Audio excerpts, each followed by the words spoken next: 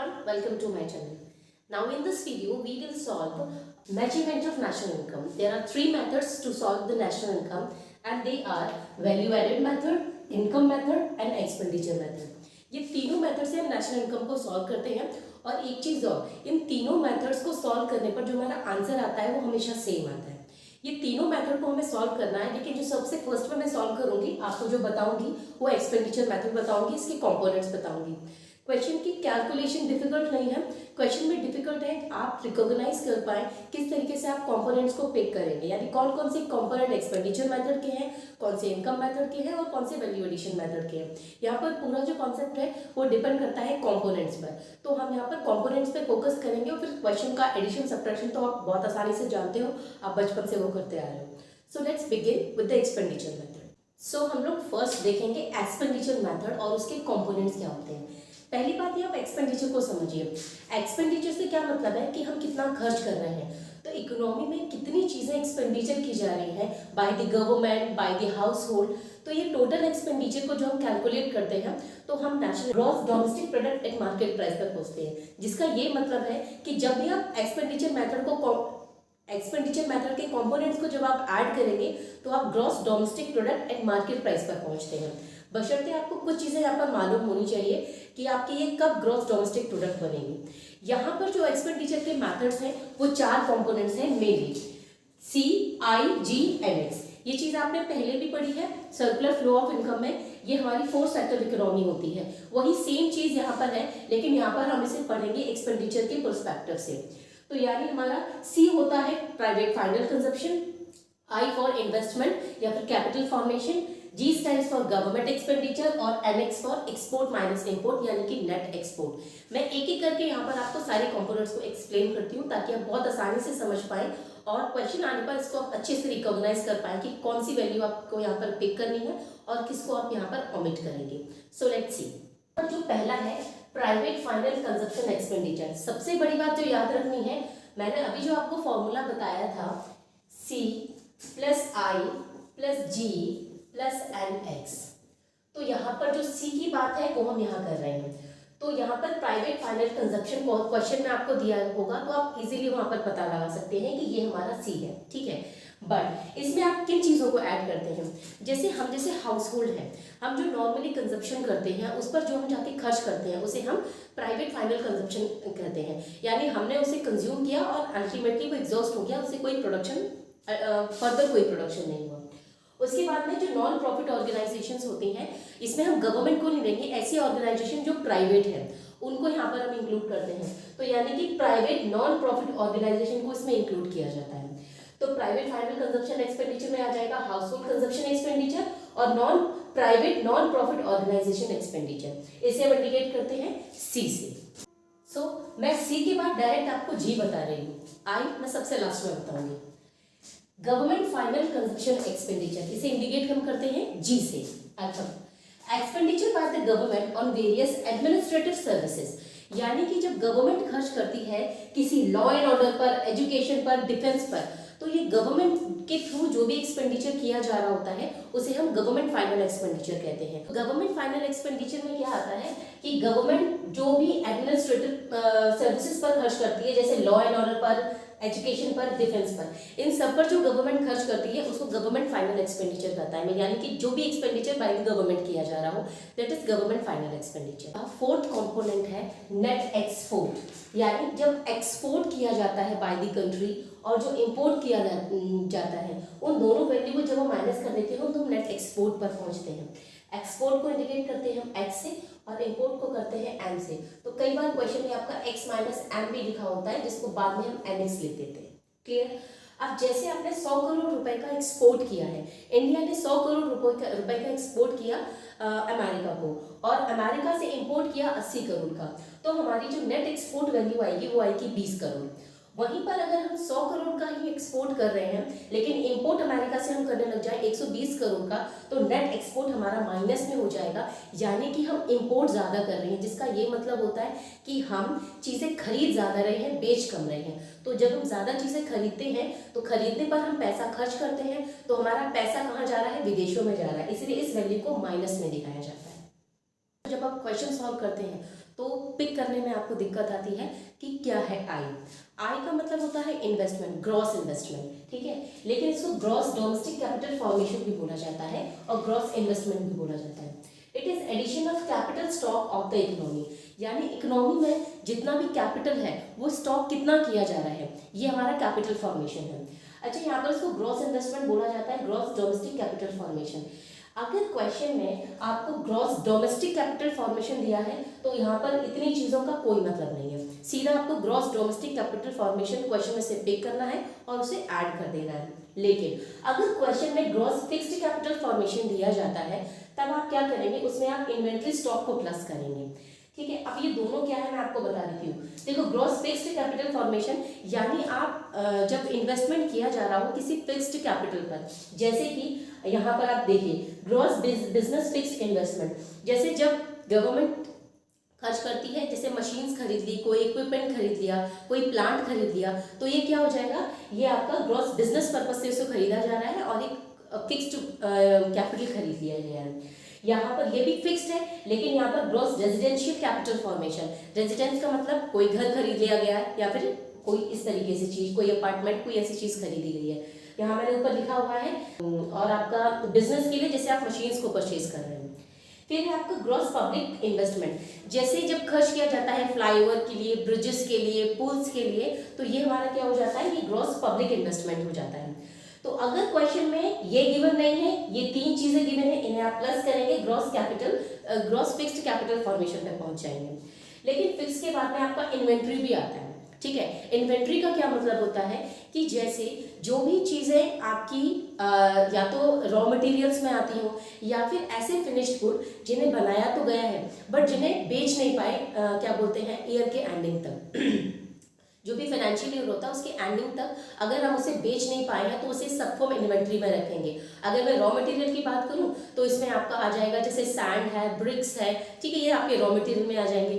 Finish good में कुछ भी हो सकता है, मान लीजिए मार्कर को बनाया गया है, इसकी 100 यूनिट्स बनाई गई, 100 क्वांटिटीज की बनाएंगे, लेकिन सिर्फ 80 परचेज की गई है, ठीक है, तो ये 20 बच गई, इसे 20 को सेल नहीं किया गया है, तो ये जो 20 होगा वो इन्वेंट्री में आ जाएगा, तो इसे हम यहाँ पर इंक्लूड करते हैं। आप इन्वेंट्री को कैसे निकाला जाता है, closing stock minus opening stock, यानी चेंज इन स्टॉक पर पहुंच जाते हैं। तो यहाँ पर बहुत ध्यान रखने की जरूरत है, क्वेश्चन में आपको ग्रॉस डोमेस्टिक कैपिटल फॉर्मेशन दिया होगा तो इन सारी चीजों की कोई आवश्यकता नहीं है आपको, लेकिन अगर क्वेश्चन में ग्रॉस फिक्स्ड कैपिटल फॉर्मेशन दिया है तो आप प्लस यहाँ पर चेंज इन स्टॉक करेंगे, ठीक है। और एक चीज, अगर मान लीजिए वैल्यू यहाँ पर ग्रॉस की जगह नेट में दी जाए, ठीक है, अगर ग्रॉस में होगी वैल्यू आपकी नेट में हो तब आप क्या करेंगे, तब आपको क्या करना है, तो आपका ग्रॉस नहीं है नेट है, तब आपको प्लस यहाँ पर डेप्रिसिएशन भी करना पड़ेगा, तभी आप किस पर पहुंचेंगे, जीडीपी एट मार्केट प्राइस पर पहुंचेंगे, क्योंकि ग्रॉस पर जाने के लिए हमको डेप्रिसिएशन को ऐड करना पड़ता है, और यहाँ पर अगर इन्वेस्टमेंट आपका नेट में दिया हुआ है, आपको ग्रॉस तक जाना है तो डेप को आपको ऐड करना पड़ेगा, ठीक है। अभी ये तो हुई सारी कंपोनेंट्स की बात में, अब जब तक क्वेश्चन सॉल्व नहीं करेंगे आपका कंफ्यूजन बना रहेगा, तो एक काम करते हैं, एक एक करके 2-3 क्वेश्चन सॉल्व करते हैं ताकि आपकी क्लियरिटी इस क्वेश्चन में ज्यादा अच्छे से हो पाए।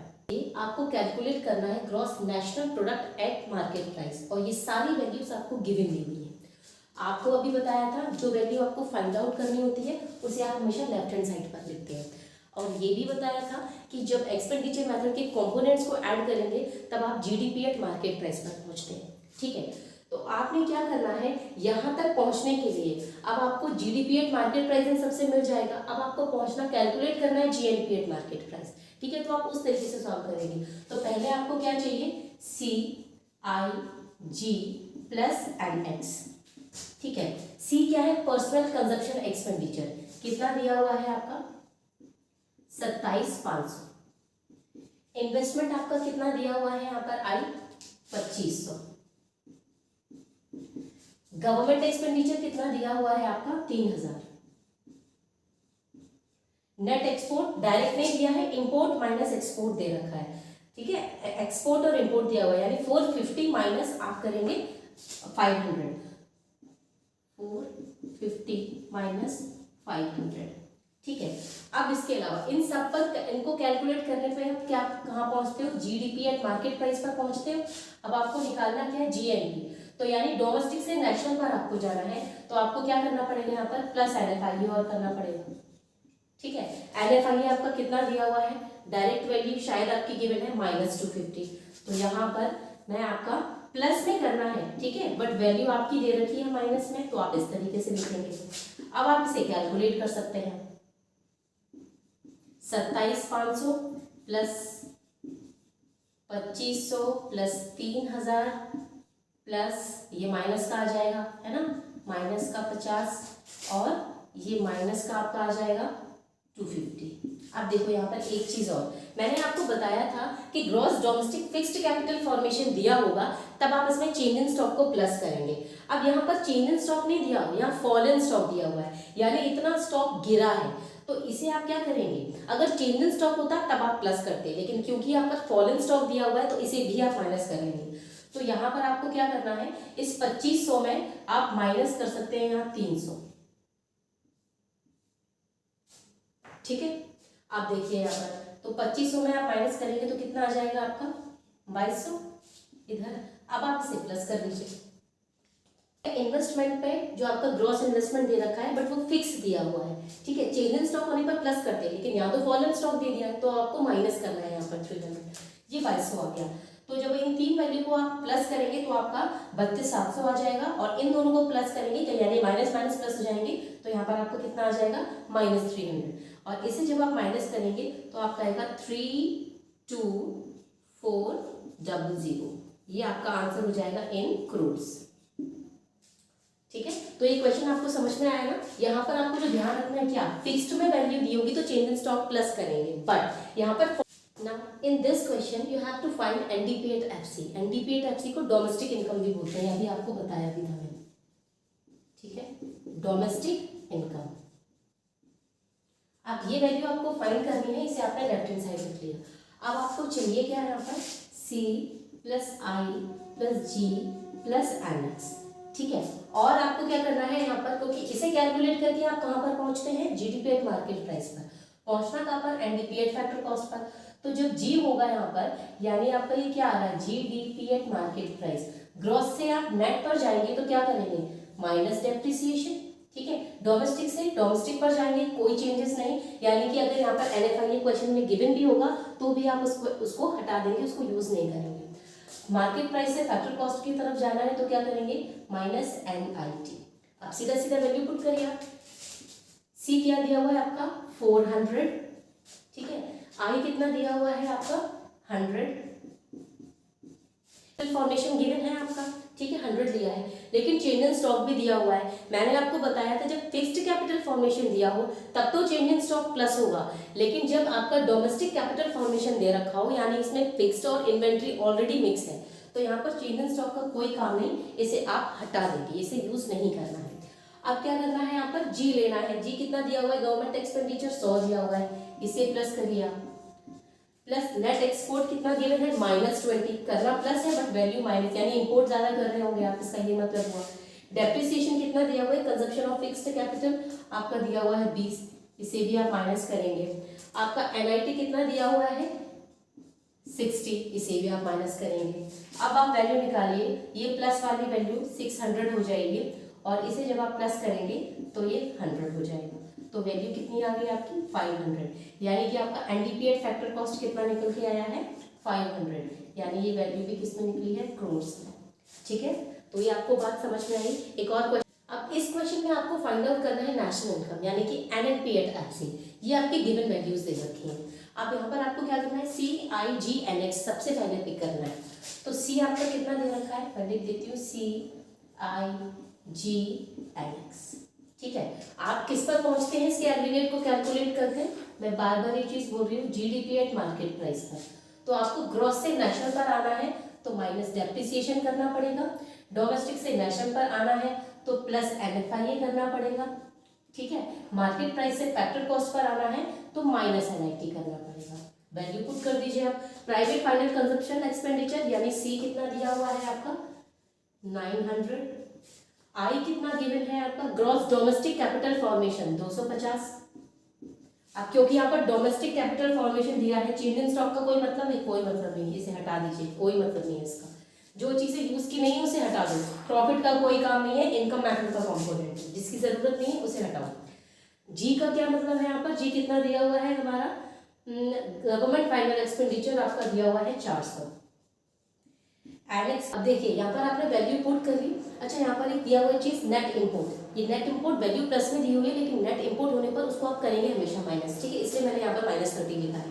तो जब आप इसे ऐड करेंगे तो आपका कितना आ जाएगा 1550, और जब आप इसे ऐड करेंगे तो आपका कितना आ जाएगा 190, और दोनों को माइनस करने के बाद आपका आंसर आ जाएगा 1360। तो 1360 आपका आंसर हो जाएगा, ठीक है। तो इस तरीके से आप एक्सपेंडिचर मेथड को सॉल्व करेंगे, और भी सारे क्वेश्चंस आप लगाकर देखिए ताकि आपको और अच्छे से चीज़ें समझ में आ पाए। अगर वीडियो आपको अच्छा लगा हो तो इसे आप शेयर करिए फ्रेंड्स के साथ में, ताकि उनको भी इसका बेनिफिट मिल सके। Till then keep learning, bye bye.